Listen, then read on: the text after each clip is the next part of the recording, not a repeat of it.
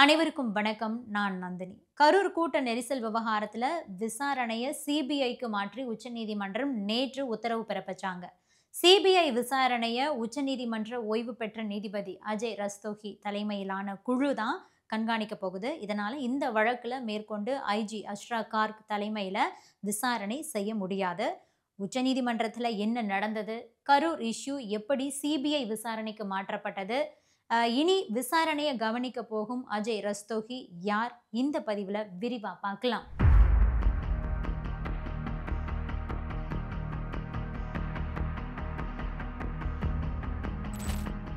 கரூர் கூட்ட நெரிசல் சம்பவம் தொடர்பா சிறப்பு புலனாய்வு குழுவினர் 8வது நாளா நேற்று தீவிர விசாரணையை நடத்திக்கிட்டு இருந்தாங்க. அதுல ஐஜி அஷ்ரா கார்க் தலைமையிலான எஸ்ஐடி ஸ்பெஷல் இன்வெஸ்டிகேஷன் டீம் முக்கியமான பல ஆதாரங்களையும் திரட்டி இருக்கிறதா சொல்லப்படுது. திருவள்ளூர், கடலூர், ராணிப்பேட்டையில இருந்தெல்லாம் கூடுதலா அதிகாரிகள் வரவழைக்கப்பட்டு எஸ்ஐடி விசாரணை தீவிரமா மேற்கொள்ளப்பட்டுட்டு இருந்தது. கரூர்ல மீட்டிங் தாமதிக்கப்பட்டது தொடங்கி வாகனங்கள்ல இருந்த கேமராக்கள், சிசிடிவி சாட்சியங்கள் வரைக்கும் பல விஷயங்களையும் அந்த குழு திரட்டி இருக்காங்களாம். அதோட அங்கு நேரடி சாட்சியங்களா இருந்த மக்களுடைய வாக்குமூலங்களையும் கூட திரட்டி இருக்காங்களாம். ஆனா இனி மேற்கொண்டு அஷ்ரா கார்க் அவர்கள் விசாரணையை செய்ய முடியாது. கரூர் கூட்ட நெரிசல் விவகாரத்துல விசாரணையை சிபிஐக்கு மாற்றி உச்சநீதிமன்றம் நேற்று உத்தரவு பிறப்பிச்சிட்டாங்க. சிபிஐ விசாரணையை உச்சநீதிமன்ற ஓய்வு பெற்ற நீதிபதி அஜய் ரஸ்தோகி தலைமையிலான குழு தான் கண்காணிக்கும் அப்படிங்கிற ஒரு அறிவிப்பை நேற்றே வெளியிட்டுட்டாங்க. இப்போது அமைக்கப்பட்டிருக்கக்கூடிய குழுவில் 2 மூத்த ஐபிஎஸ் அதிகாரிகள் இடம்பெறுவாங்க. ஆனா அந்த 2 அதிகாரிகளுமே தமிழ்நாட்டை பூர்வீகமாக கொண்டவர்களா இருக்க மாட்டாங்க அப்படிங்கிறதும் நேற்றே தெரிவிக்கப்பட்டிருந்தது. கோர்ட் உத்தரவு முறையா வந்ததுக்கு அப்புறமா அஷ்ரா கார்க் டீம் அவங்களுடைய ஆதாரங்களை, அவங்க சேகரிச்ச ஆதாரங்களை டெல்லியில் இருக்கக்கூடிய சிபிஐ தலைமை அலுவலகத்துக்கு அனுப்பி வைப்பாங்க. அதுக்கப்புறமா அதை விசாரணை கமிட்டி பெறுவாங்க. சரி, கரூர் கேஸ் எப்படி எஸ்ஐடி கிட்ட இருந்து சிபிஐக்கு வந்தது, உச்சநீதிமன்றத்தில் என்ன நடந்ததுங்கிறதையும் பார்க்கலாம். கரூர் கூட்ட நெரிசலுக்கு அப்புறமா தமிழ்நாட்டில் இருக்கிற எதிர்க்கட்சிகள் காவல்துறை போதுமான பாதுகாப்பு ஏற்பாடுகளை செய்யாதது தான் காரணம் அப்படின்னுட்டு தமிழக அரசு குற்றம் சாட்டிக்கிட்டு இருந்தாங்க. அதே நேரத்தில் தமிழக அரசு சார்பில் விஜய் காவல்துறையுடைய வழிகாட்டுதல்களை மீறி ரொம்ப தாமதமாக வந்ததுனால தான் இந்த விபத்து நடந்தது அப்படின்னு வாதிட்டாங்க. கரூர் போலீசார் தொடக்கத்தில் இந்த வழக்கை பதிவு செய்து விசாரணையை தொடங்கினாங்க. ஆனால் பிறகு சென்னை உயர்நீதிமன்றம் விசாரணைக்கு தடை விதிச்சுட்டு வடக்கு மண்டல ஐஜி அஷ்ரா கார்க் தலைமையில் சிறப்பு விசாரணை குழுவா அமைக்கிறதுக்கு உத்தரவிட்டாங்க. இதுக்கு எதிராக தவக தரப்பினர் உச்சநீதிமன்றத்தில் மேல்முறையீடு செஞ்சாங்க. இறந்த சிறுவனுடைய தந்தை பன்னீர்செல்வம், இறந்த பெண்ணுடைய கணவர் செல்வராஜ் உள்ளிட்டோர் சார்பில் 5 மனுக்கள் உச்சநீதிமன்றத்தில் தாக்கல் செய்யப்பட்டது. அவங்களுடைய மனுவில் அஷ்ரா கார்க் தலைமையிலான குழு அமைக்கப்பட்டிருக்கிறது தவறு, வழக்கை சிபிஐக்கு மாற்ற வேண்டும் அப்படின்னு கோரிக்கை விடுத்திருந்தாங்க. உச்சநீதிமன்றத்தில் தமிழக அரசு மற்றும் தவக தரப்புடைய வாதங்களை கேட்டதுக்கு அப்புறமா நீதிபதிகள் மகேஸ்வரி மற்றும் அஞ்சாரியா அமர்வு என்ன சொன்னாங்க அப்படின்னா, சென்னை உயர்நீதிமன்றத்தோட தனி நீதிபதி உத்தரவுகளும் மதுரை கிளையில 2 நீதிபதிகள் அமர்வுடைய உத்தரவுகளும் ஒன்றுக்கொன்று முரண்படுது, விசாரணை நடைமுறைகள் உரிய விதத்துல பிறப்பிக்கப்படல அப்படின்னு சொல்லிட்டு வழக்கு விசாரணையை முடிச்சு தீர்ப்பு தேதியை குறிப்பிடாமே ஒத்தி வச்சுட்டாங்க. இந்த நிலையில தான் நேற்று இந்த வழக்குடைய தீர்ப்பு நேற்று காலை 10:30 மணிக்கு வெளியாச்சு. அப்போதுதான் கரூர் கூட்ட நெரிசல் வழக்கை சிபிஐக்கு மாற்றி உச்சநீதிமன்றம் உத்தரவிட்டாங்க. அதே மாதிரி ஓய்வு பெற்ற தலைமை நீதிபதி அருணா ஜெகதீசன் தலைமையிலான அந்த ஒரு நபர் விசாரணை ஆணையத்துக்கும் தடை விதிக்கிறதுக்கும் உத்தரவிட்டாங்க. மேலும் இந்த வழக்கு தொடர்பா கருத்து தெரிவிச்சிருக்கிற நீதிபதிகள் என்ன சொல்லியிருக்காங்கன்னா, இந்த வழக்கு தொடர்பாக பல்வேறு வாதங்கள் 2 தரப்புலையுமே எடுத்து வைக்கப்பட்டிருக்கு. அதே நேரத்தில் நியாயமான ஒரு பாரபட்சமற்ற விசாரணை என்பது மக்களோட உரிமை. அதனை மக்களுடைய அடிப்படை உரிமைகள் சார்ந்த விவகாரமாக உச்சநீதிமன்றம் எப்போதுமே கருதுது அப்படிங்கிறதையும் குறிப்பிட்டிருக்காங்க. ஆக இந்த தீர்ப்பு வந்ததுமே தமிழக வெற்றி கழக தலைவர் விஜய் நீதி வெல்லும் அப்படின்னு சொல்லிட்டு தன்னுடைய எக்ஸ் தள பக்கத்தில் ட்வீட் பதிவிட்டிருந்தார். விரைவிலேயே கரூர் சென்று பாதிக்கப்பட்டவர்களை பார்த்து ஆறுதலும் தெரிவிக்க போறாரு.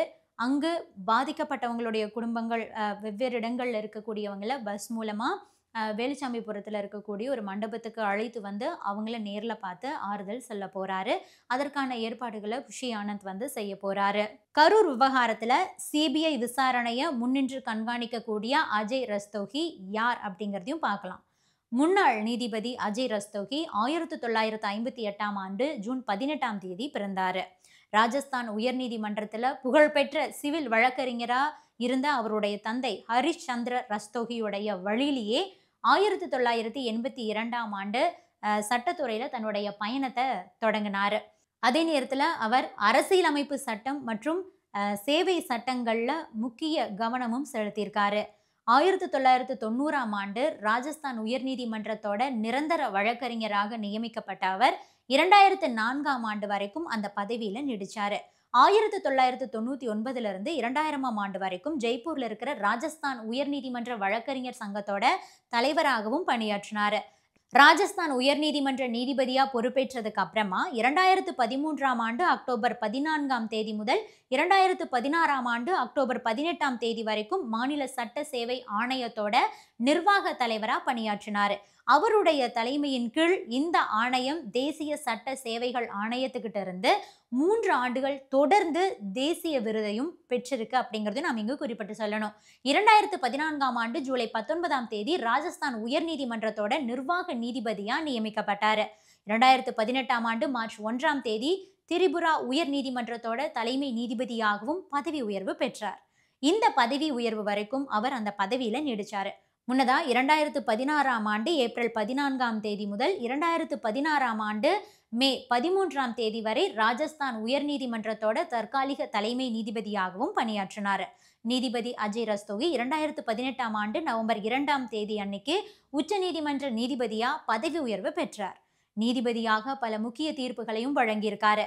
பெண் நேவி ஊழியர்களுக்கு கட்டாய கமிஷன், அங்கன்வாடி ஊழியர்களுக்கு கிராஜுவிட்டி வழங்கலாம், தமிழ்நாட்டோட ஜல்லிக்கட்டு உரிமையை நிலைநாட்டுவதற்கான தீர்ப்பை வழங்கிய அரசியல் சாசன அமர்வுல இடம்பெற்றவர்.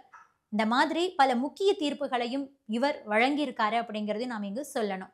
இந்த கரூர் வழக்குல கவனிக்க வேண்டிய ஒரு முக்கியமான விஷயம் என்ன அப்படின்னா, தாவேக சார்பாக கூட்ட நெரிசல்ல சிக்கி இறந்த சிறுவனுடைய தந்தை தாக்கல் செய்த மனு மீதான விசாரணையில தான் இந்த சிபிஐ விசாரணைங்கிற ஒரு உத்தரவு பிறப்பிக்கப்பட்டிருக்கு. அதுபோக கூட்ட நெரிசல்ல மனைவியை இழந்த கணவர் செல்வராஜ் அப்படிங்கிறவரும் சிபிஐ விசாரணையை கேட்டதா தெரியுது. இந்த நிலையில தான் கரூர் செல்வராஜ் ஊடகங்களுக்கு என்ன பேட்டி கொடுத்திருக்காருன்னா, வேலை நிமித்தமா சைன் போட சொன்னதுனால நான் போட்டேன். என்னோட பெயர்ல உச்சநீதிமன்றத்துல மனு தாக்கல் செய்தது எனக்கே தெரியாது.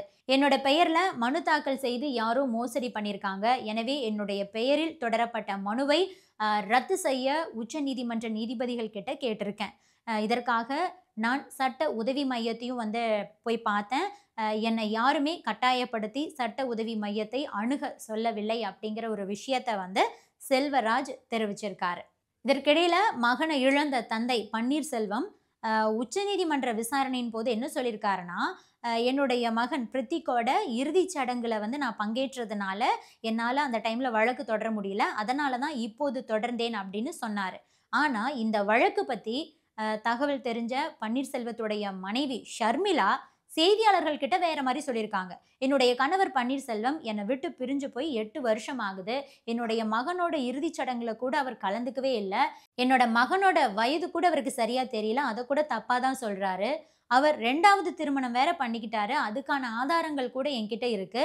எனவே அவருக்கும் என்னுடைய மகனுக்கும் எந்த சம்மந்தமும் கிடையாது. பணத்துக்காக அவர் இந்த மாதிரி ஒரு வழக்கை தொடுத்திருக்காரு அப்படின்னு சொல்லிட்டு ஷர்மிளா ஊடகங்கள்ல பேட்டி கொடுத்துட்டு இருக்காங்க.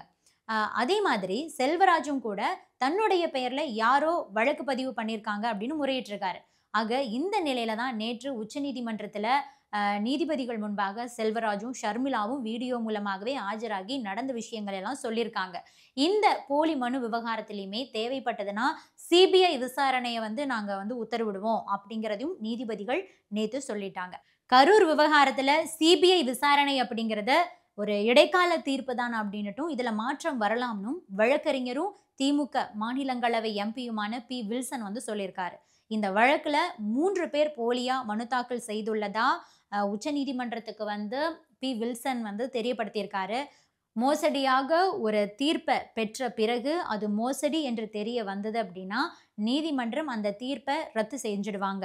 எங்களுக்கு தெரியாமலேயே வழக்கறிஞர் மனு தாக்கல் செஞ்சிருக்காரு அப்படின்னுட்டு நீதிமன்றத்தில் மனுதாரர்கள் சார்பிலேயே தெரிவிக்கப்பட்டிருக்கு. இந்த தீர்ப்பு மோசடியாக பெறப்பட்டது அப்படின்னு தெரிஞ்சா நீதிமன்றம் அதை விலக்கிக் கொள்ளவும் வாய்ப்பு இருக்கு. மோசடி செய்தவர்கள் மீது கிரிமினல் வழக்கு பதிவு செய்யப்பட்டு அவங்களும் சிறைக்கு வந்து அனுப்பப்படுவாங்க. தீர்ப்பும் ரத்தாகும் அப்படின்னு சொல்லியிருக்காரு. இது பற்றி நீங்க என்ன நினைக்கிறீங்க? உங்களுடைய கருத்துக்களையும் பதிவு பண்ணுங்க. Subscribe to One India and never miss an update.